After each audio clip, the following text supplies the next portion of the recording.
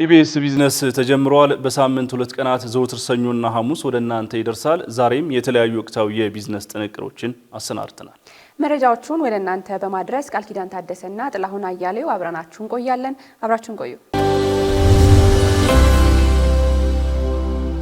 ወደ ቀዳሚው መረጃችን እናምራለን። የፋይናንስ ጉዳይን የተመለከተ ይሆናል። የኢትዮጵያ ብሔራዊ ባንክ እንግዲህ ለ2019 በጀት ዓመት ለመጀመሪያ ሩብ ዓመት የሚሆን የውጭ ምንዛሬ ጨረታ መርሃ ግብር ይፋ አድርጓል።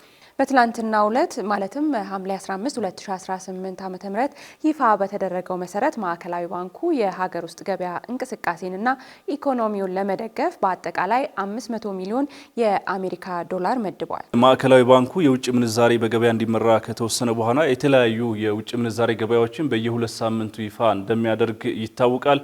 ይህ አሰራርም ግልጽነትን ለማስፈን የታለመ ሲሆን ከነሐሴ 2018 ዓ.ም ጀምሮ በየሁለት ሳምንቱ በሚካሄድ የጨረታ መርሃ ግብር ተግባራዊ ይደረጋል ተብሏል። በእያንዳንዱ የጨረታ ሂደት ላይም 125 ሚሊዮን ዶላር በቋሚነት የሚቀርብ ሲሆን ይህም የንግድ ባንኮች አስተማማኝ በሆነ የጊዜ ሰሌዳ መሰረት የውጭ ምንዛሬ ማሰራጨት እንዲችሉ ይረዳል ተብሏል። ቀጥለናል። ወደ ሌላኛው የፋይናንስ መረጃ እናምራለን። እንግዲህ የፋይናንስ ተቋማት ዓመታዊ ሪፖርታቸውን እያወጡ ይገኛሉ። ከሰሞኑም ወጋገን ባንክ ይፋ አድርጓል። ባንኩ የ21 በመቶ ብልጫ ያለው 16.2 ቢሊዮን ብር ዓመታዊ ገቢ ማግኘት ስለመቻሉ አስታውቋል። ባንኩ የተጠናቀቀውን የ2018 በጀት ዓመት በስኬት ማጠናቀቁን የገለጸ ሲሆን በዓመቱ ከታክስ በፊት ከ4 ቢሊዮን ብር በላይ አትርፌያለሁ ብሏል። ባንኩ በዓመቱ ከ3 ቢሊዮን ብር በላይ አዳዲስ የተከፈለ ካፒታል ለማሰባሰብ አቅዶ ማሳካት ስለመቻሉ አመላክቷል። አጠቃላይ የተከፈለ ካፒታሉንም 10.1 ቢሊዮን ብር ማድረስ ስለመቻሉ አመላክቷል። የባንኩ አጠቃላይ የተቀማጭ ገንዘብ መጠን ወደ 81.6 ቢሊዮን ያደገ ሲሆን አጠቃላይ ሀብቱ ደግሞ ወደ 110.7 ቢሊዮን ብር አድጓል። ወጋገን ባንክ ለተለያዩ የኢኮኖሚ ዘርፎች የሰጠው የብድር መጠንም 67.3 ቢሊዮን ብር ስለመድረሱ የባንኩ መረጃ አመላክቷል። በ2018 በጀት ዓመት 9.9 ቢሊዮን ብር የሚገመቱ 958 የታክስ መዛግብት ላይ ውሳኔ ማሳለፉን የፌዴራል ታክስ ይግባኝ ኮሚሽን ገልጿል። ኮሚሽኑ ካለፈው በጀት ዓመት ወደ ዘንድሮ የተዘዋወሩ 469 መዛግብትን ጨምሮ በአጠቃላይ ከቀረቡለት 1224 መዛግብት ውስጥም በ958 መዛግብት ላይ ውሳኔ አሳልፌያለሁ ነው ያለው። ውሳኔ ከተሰጠባቸው መካከልም በ757 መዛግብት ለከፍተኛ ፍርድ ቤት ይግባኝ ተጠይቆ 37 ያህል የሚሆኑት ለድጋሚ ምርመራ መመለሳቸው ተነግሯል። የሪፖርተር መረጃ እንደሚያመላክተውም ኮሚሽኑ ከ2011 ዓ.ም ጀምሮ እስከ 2018 ባለው ጊዜ ውስጥ በሰነድ የቀረቡለትን 7319 መዛግብትን ወደ ዲጂታል ቴክኖሎጂ መለወጥ ስለመቻሉም ገልጿል።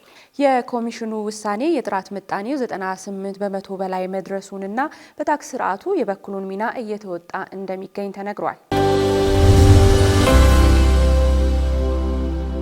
የኢንዱስትሪ ፓርኮች ልማት ኮርፖሬሽን በተጠናቀቀው የ2018 በጀት ዓመት ከ5.8 ቢሊዮን ብር በላይ ገቢ ማስመዝገብ ስለመቻሉ ተገልጿል። ኮርፖሬሽኑ የእቅዱን 90 በመቶ ያህሉን ያሳካ ሲሆን ይህም ካለፈው ዓመት ተመሳሳይ ወቅት ጋር ሲነጻጸር የ42 በመቶ እድገት ያለው ነው። እንዲሁም በልዩ የኢኮኖሚ ዞኖችና ኢንዱስትሪ ፓርኮች ተመርተው ወደ ውጭ ከተላኩ ምርቶችም ከ266 ሚሊዮን የአሜሪካን ዶላር በላይ ገቢ ስለመገኘቱ ተገልጿል።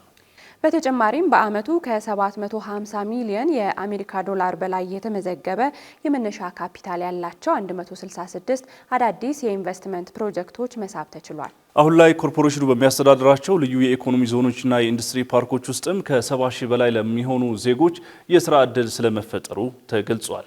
በሁሉም ልዩ የኢኮኖሚ ዞኖችና ኢንዱስትሪ ፓርኮች ውስጥ አሰራርን ቀልጣፋና ዘመናዊ ማድረግ፣ አዳዲስ የገቢ ማስገኛ አማራጮችን በትኩረት ማልማት መቻሉ ለገቢው ማደግ አስተዋጽኦ አድርጓል ተብሏል።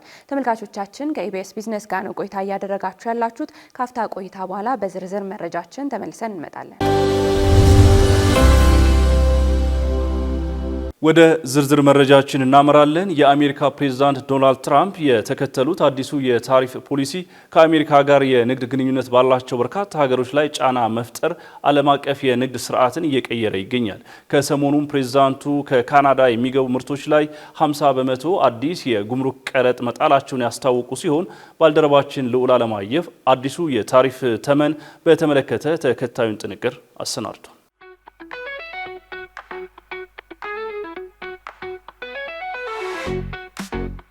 የአሜሪካ ፕሬዝዳንት ዶናልድ ትራምፕ የተከተሉት አዲሱ የታሪፍ ፖሊሲ የዓለምን የንግድ ስርዓት እየቀየረ የሚገኝ ሲሆን ይህ ፖሊሲ ከአሜሪካ ጋር የንግድ ግንኙነት ባላቸው በርካታ ሀገሮች ላይ ጫና በመፍጠር የዓለም ኢኮኖሚ የወደፊት አቅጣጫ ላይ ጥያቄ አስነስቷል።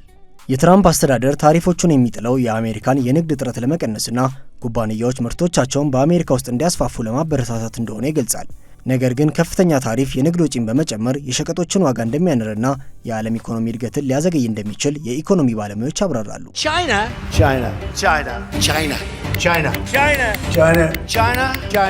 ቻይና ከአሜሪካ የታሪፍ ፖሊሲ በይበልጥ የተጎዳች ሀገር ስትሆን በቻይና ምርቶች ላይ የተጣሉ ከፍተኛ ታሪፎች የቻይና ምርቶች በአሜሪካ ገበያ ላይ ያላቸው ተወዳዳሪነት እንዲቀንስ አድርጓል። በምላሹም ቻይና ከአሜሪካ ውጭ ካሉ ገበያዎች ጋር ያላትን የንግድ ግንኙነት እያጠናከረች የምትገኝ ሲሆን የንግድ ዝግቡ ኩባንያዎችን ከቻይና ወደ ሌሎች ሀገሮች እንዲዘዋወሩ እያስገደደ ይገኛል።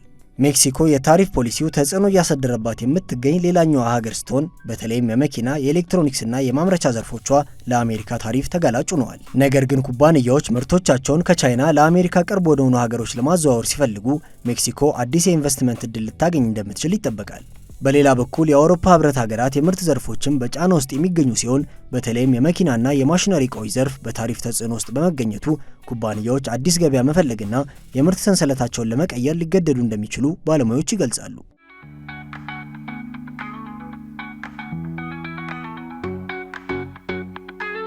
ከአሜሪካ ቅርብ የንግድ አጋሮች አንዷ የሆነችው ካናዳም አዲሱ የታሪፍ ፖሊሲ ተጽዕኖ እያሳደረባት የሚገኝ ሲሆን አሜሪካ ከካናዳ በሚገቡ ምርቶች ላይ ከፍተኛ ታሪፍ መጣሏ የካናዳ ላኪዎችን ተወዳዳሪነት እየቀነሰ ይገኛል። ከሰሞኑም የዩናይትድ ስቴትስ ፕሬዝዳንት ዶናልድ ትራምፕ በበርካታ ከካናዳ በሚገቡ ምርቶች ላይ 50 በመቶ አዲስ የጉምሩክ ቀረጥ መጣላቸውን ያስታወቁ ሲሆን እርምጃው ቀድሞውንም ውጥረት ውስጥ የነበረውን የሁለቱን ሀገራት የንግድ ግንኙነት የበለጠ ሊያባብስ እንደሚችል ተገልጿል። የዋይት ሀውስ መግለጫ ካናዳ በአሜሪካ የአልኮል መጠጦች፣ አውቶሞቢሎችና የወተት ተዋጽኦ ምርቶች ላይ አድሏዊ አሰራር ተከትላለች ሲል የወቀሰ ሲሆን ከዚህ በፊትም ፕሬዝዳንት ትራምፕ ከካናዳ የደን ቃጠሎ ጭስ ወደ አሜሪካ መድረሱን በመጥቀስ ተጨማሪ ታሪፍ ሊጥሉ እንደሚችሉ አስጠንቅቀው ነበር።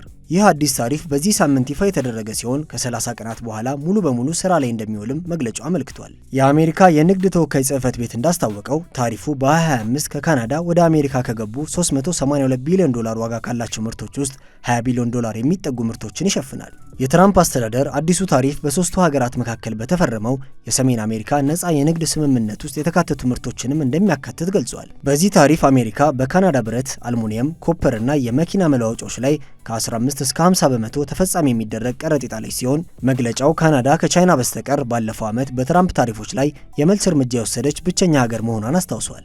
የአሜሪካ የንግድ ተወካይ ጄምሰን ግሪር ካናዳ የአሜሪካ የአልኮል ምርቶችን ከገበያ ማንሳቷን፣ ለአውሮፓ ህብረት የወተት ምርቶች የተሻለ የገበያ መዳረሻን መስጠቷንና ከአሜሪካ ወደ ካናዳ የሚላኩ ተሽከርካሪዎች ላይ ገደብ መጣሏን በመጥቀስ እርምጃው ካናዳን ተጠያቂ ለማድረግ የተዘጋጀ መሆኑን ገልጸዋል። ለዚህ የአሜሪካ ውሳኔ አስቸኳይ ምላሽ የሰጡት የካናዳ ጠቅላይ ሚኒስትር ማርክ ካርኒ የትራምፕ አዲሱ ታሪፍ በአሜሪካ በሜክሲኮና በካናዳ መካከል የተፈረመውን የሰሜን አሜሪካ ነፃ የንግድ ስምምነት በቀጥታ የሚጥስ አንድ ወገናዊ እርምጃ መሆኑን ጠቁመዋል። ጠቅላይ ሚኒስትሩ አክለውም ካናዳ ውዝግቡን በውይይት ለመፍታትና ስምምነቱን ለማዘመን በርካታ ሀሳቦችን ለአሜሪካ ማቅረቧን ጠቅሰው በቀጣዮቹ ሳምንታት ድርድሩን ለማጠናከር ዝግጁ መሆናቸውን አስታውቀዋል።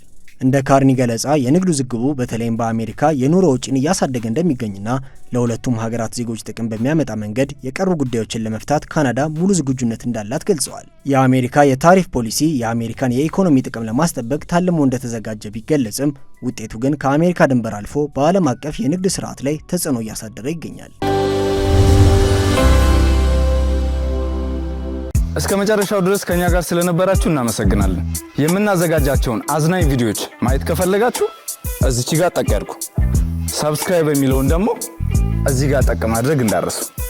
በቀጣይ ቪዲዮ እንገናኝ።